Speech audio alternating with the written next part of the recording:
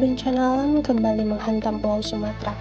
Intensitas hujan yang tak kunjung mereda sejak awal pekan membuat sejumlah ruas jalan utama kini terputus total.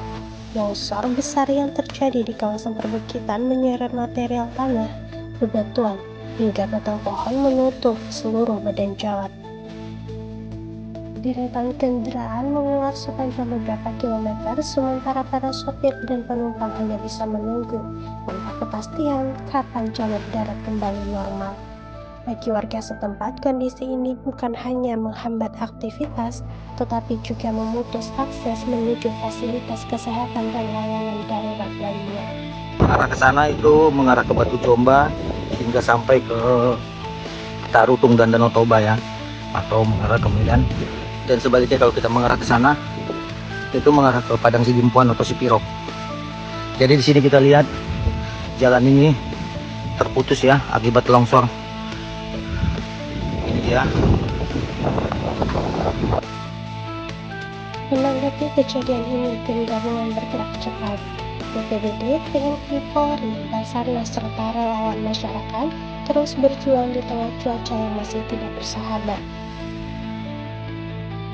Alat berat yang masih bekerja berupaya membuka jalan yang tertutup material longsor. Beberapa titik bahkan sulit dijangkau karena kondisi tanah yang labil dan rentan longsor susulan.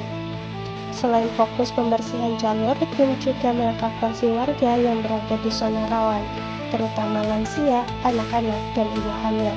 Posko kesehatan darurat didirikan untuk mengatasi keluhan warga yang mulai mengalami kelelahan dan gangguan pernafasan akibat cuaca lembab dan dingin.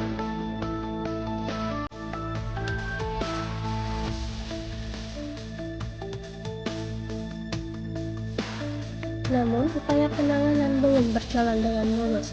Hingga kini, sejumlah wilayah di pedalaman masih terisolir total. Putusnya akses darat membuat pengiriman logistik tersendat, sementara persediaan air bersih dan makanan semakin menipis.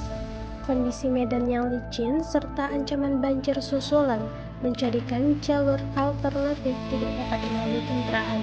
Pemerintah daerah kini berkoordinasi dengan TNI Angkatan Udara untuk membuka kemungkinan pengiriman bantuan melalui udara hingga memastikan kebutuhan warga tetap terpenuhi.